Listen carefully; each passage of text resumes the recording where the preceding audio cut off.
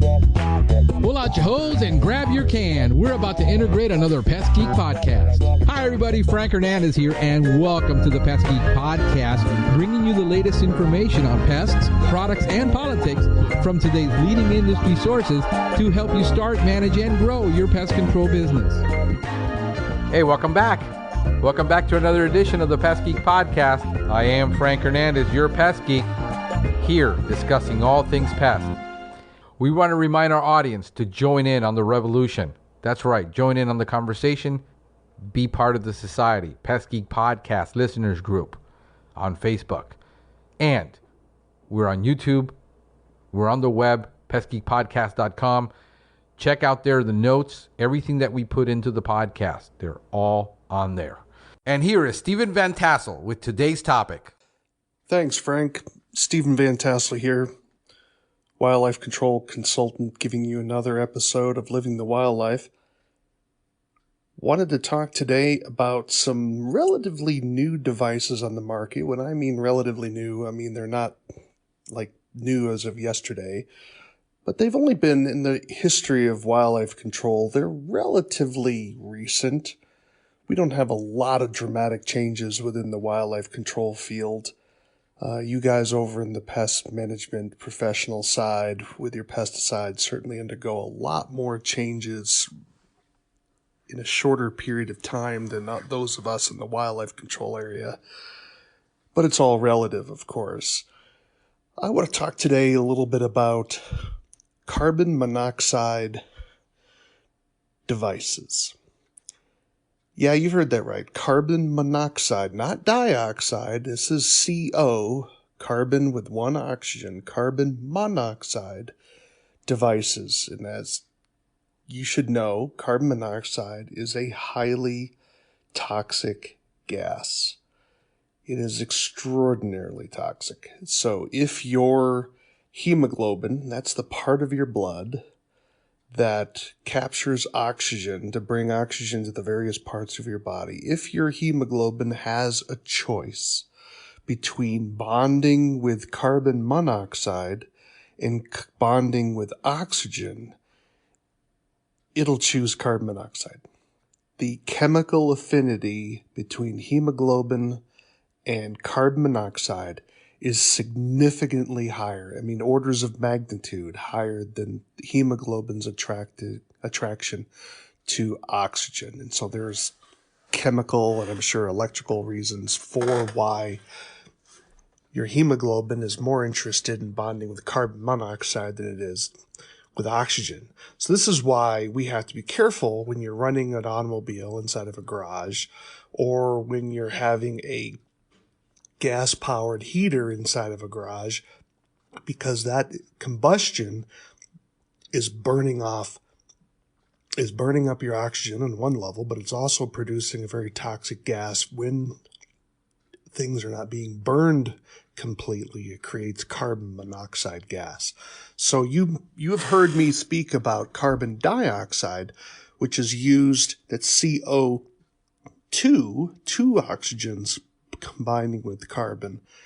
Carbon dioxide is used as a euthanizing agent when we want to put down a particular animal. But carbon monoxide is not only used as a euthanizing agent, which it is, although there's some concerns with it, but it's also used as a control method. You may have heard about, grandpa or a relative, or you may have even tried it yourself, who get angry at a particular animal in a burrow, and they're like, nothing works, and then they hook up a hose to the back of the old Cadillac or the tractor, and on the exhaust, and then turn the engine on and pump that gas into the burrow, and they would tell you how it worked, and the family laughs and whatever. So this is the idea behind these devices. So they're a lot more sophisticated than your old grandpa's Cadillac or the family tractor or whatever those devices might be. These are devices that are much more efficient, much more user-friendly than pulling out the old automobile. Because we have to remember, with modern automobiles, catalytic converters, they burn more efficiently. They're they're still putting out toxic gas, to be sure, but it's not the same as your 1975 Chevy. Okay, so don't use your modern vehicles, all right? So don't do that. Use one of these devices. But let's take a few minutes and talk about these particular products.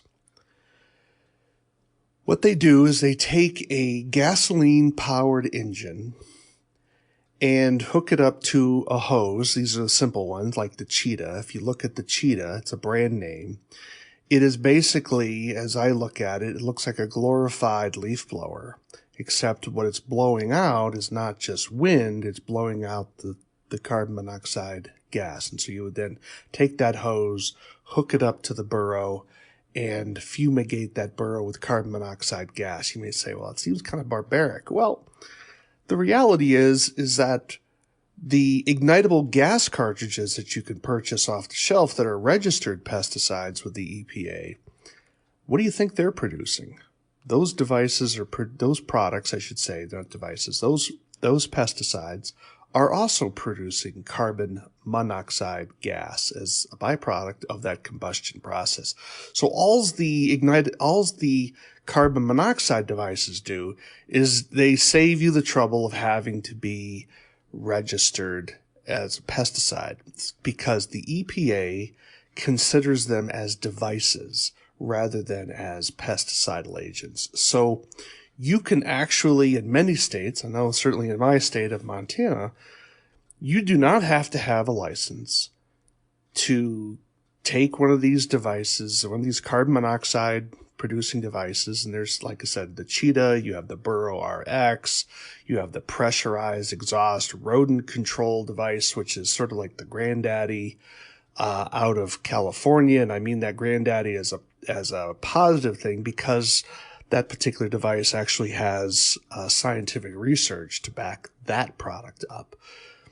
But all of them basically are just derivations and modifications of the same idea. Gasoline-powered engine hooked up to a hose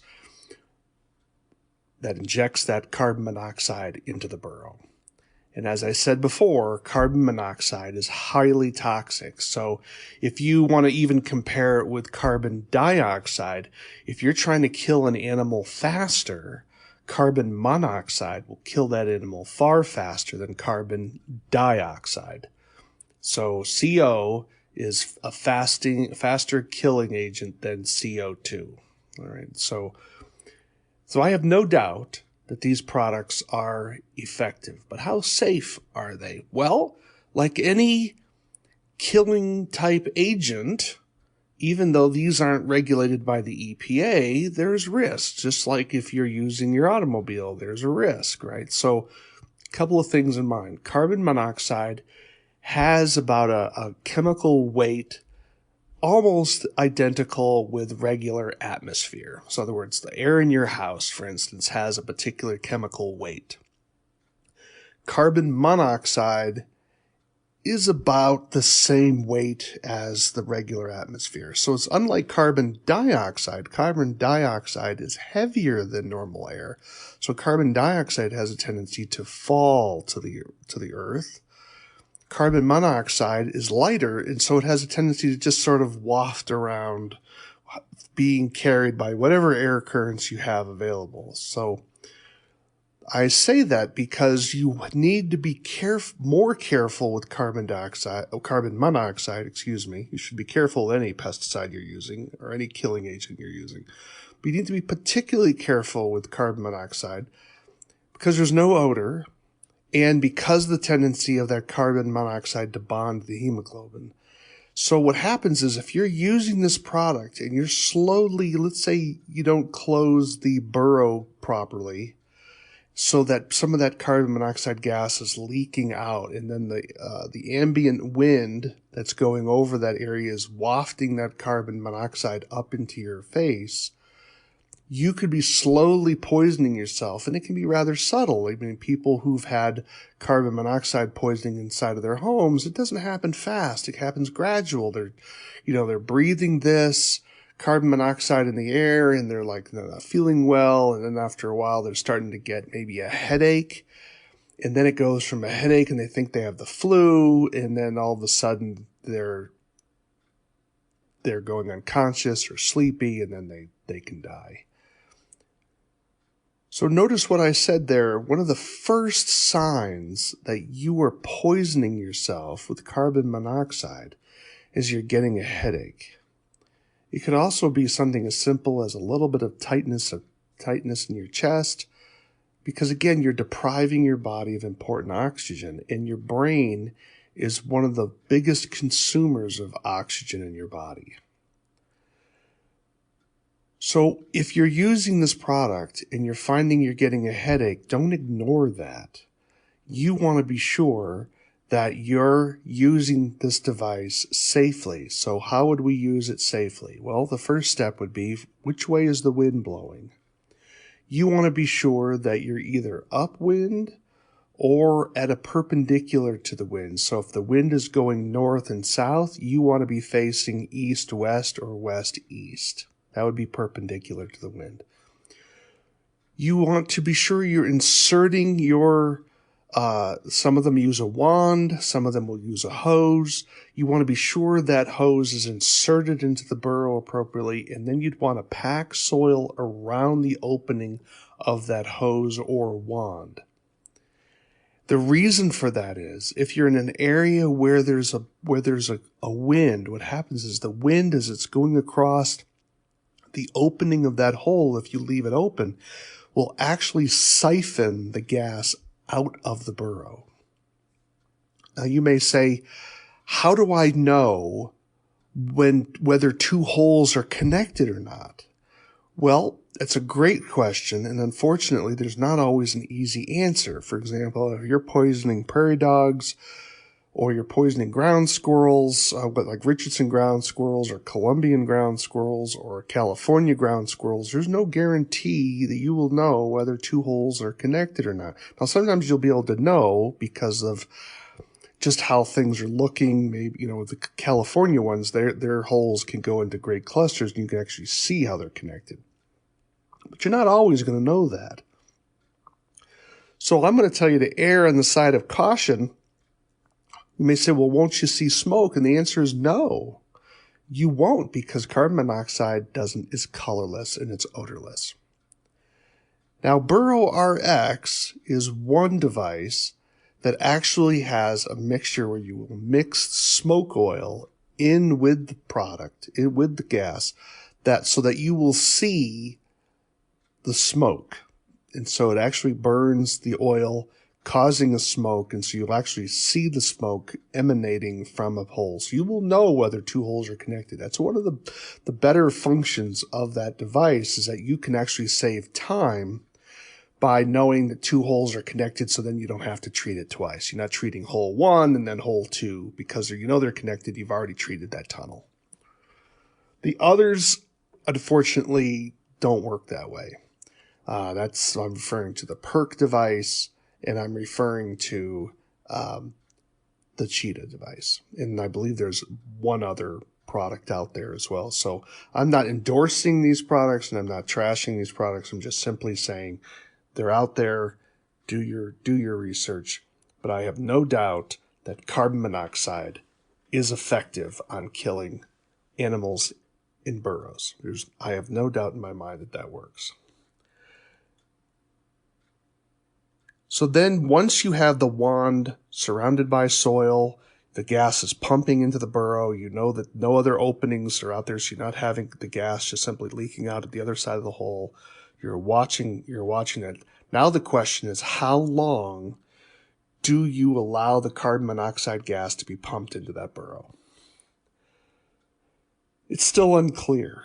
I'm going to just tell you, I'm going to punt here and just tell you, look, you need to be in consultation with your manufacturer, because some of this information is growing over time.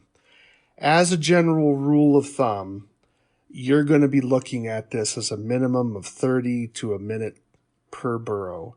I've spoken to people, they will like for prairie dog burrows, which would be the largest burrow that you're going to be dealing with out there, they're looking at anywhere from 2 to 4 minutes of injection time. So clearly, if you're dealing with hundreds of acres, fumigation is not necessarily your first choice because it's so time intensive. Now, there are advantages with it. There's no secondary poisoning. So if a dog is eating that prairie dog or an eagle is eating that prairie dog that's been poisoned with carbon monoxide, there's no secondary hazard there. So we're good to go. However, whatever animal's inside that burrow is going to take one for the team, because while fumigation has no secondary poisoning, fumigation will kill as high acute poisoning. It'll kill whatever's in there. Where a bait, if you have a snake in a burrow, a bait won't kill the snake. It'll kill the prairie dog. And then the prairie dog may hurt something else depending what type of bait you were, but the snake will be fine. But with fumigation, whatever's in that burrow, if that snake's in the burrow of the prairie dog, that snake's going to die. Okay, so these are some of the elements you have to keep in mind. Now, what about the regulation side? Well, as I said, the EPA does not require these particular devices to be registered as pesticides. There may be a device registration with them, but many states, certainly my state of Montana, you do not need to have a pesticide license to use these devices, to use carbon monoxide devices. That being said, there is at least one state that I know of, and maybe more as this begins to become more popular as a control method. Colorado is one state that has mandated that carbon monoxide devices be used in a certain way. And what they've done is they're concerned about poisoning people inside of structures. So they have created a table that says if you're controlling, let's say a prairie dog burrow, you have to be, you cannot be any closer to a structure, than 150 feet. I think for pocket gopher, it's 100 feet. But you read it on your own. And if you're interested, you would go to Code of Colorado Regulations, CCR. That's 8 CCR 1203-2, Part 15. That's a lot, so let me repeat it again. 8 CCR, Colorado Code of Regulations, 1203-2, Part 15, and that has a guideline on how to use carbon-producing devices. And that's what you would want to follow. And so it has a table there. It says, look, if you're doing a ground squirrel, you can be this close to a structure. If you're doing a pocket gopher, you can be this close to a structure. If you're doing prairie dog, you can only be this close to a structure. So it's primarily a safety means of ensuring that you're, at least highly making it very difficult to poison anybody that's inside of a building. Okay, because to make sure you're far enough away. Because as you know, concrete, you may say, well, there's a foundation there. Concrete's not as porous. There's gaps along the sill line. There may be a crack in the foundation. So when you're pumping in carbon monoxide into that ground, that could seep through the ground into that concrete foundation, find a crack, and all of a sudden it's settling inside of a basement. If there's a baby down there, babies would certainly be more vulnerable to carbon monoxide, and all of a sudden you got a sick kid in your hands. Okay, so that is the reason. So even if your state does not mandate a certain exclusion zone around structures, I'm here to tell you, hey, follow Colorado's guidelines. It can't hurt. You may say, oh, but then I lose the ability to control these burrows up close to a structure. There's other ways to control animals that are closer to a structure, like a trap. You really don't want the risk of poisoning someone with carbon monoxide because it's easier to do than you think. So notice what we've talked about so far. Number one, we've talked about that these devices are available. We've talked about how there's no secondary poisoning with these devices. However, there's an exceedingly high primary poisoning, and they will basically kill whatever's inside that burrow. So If you have not identified your burrow properly, or that burrow was abandoned and then reoccupied by something else, you're going to be killing a non-target animal with your fumigation. We did mention, if I haven't mentioned it already, that it is a little time-consuming as a device. Where bait, you're just simply putting bait down by that burrow, but with fumigation, you are stuck there for a little while. Now, ignitable gas cartridges, of course, you're not stuck there. You're simply going to light it, insert it deep into that burrow, then close the hole and move on. However, the cartridge in and of itself can be quite expensive. So, as well as the time involved of inserting properly, backfilling, but filling the hole without smothering the cartridge, those can be issues that can really tie you up in terms of how your production. One ignitable gas cartridge, I think it's $2.50 a cartridge when you cover the shipping, include the shipping. That's not counting any of your time. So again, if you're dealing with only a couple of acres, maybe 30 or 40 holes or 80 holes, you can kind of swing that a little bit. But when you're starting to talk about acres after acres after acres, probably not. But you may have a client who is willing to pay. But as a rule of thumb, you're looking at 2 to 3 times as much time to do fumigation as you would be doing a toxicant treatment. Okay, so just keep that in the back of your mind. The advantage, of course, no secondary poisoning. So as soon as that fumigation is done, you're not having to worry about someone's dog being poisoned because they ate a ground squirrel that was on top of the ground. And that can be very important. But I still think in terms of economic benefit, these devices are going to be primarily used under small acreage situations or with a client who is highly concerned about about secondary poisoning. So keep those elements in mind. All right, let's talk about some research. The only product that I'm aware of that has peer-reviewed level research done on it, and that is the pressurized exhaust rodent control out of California.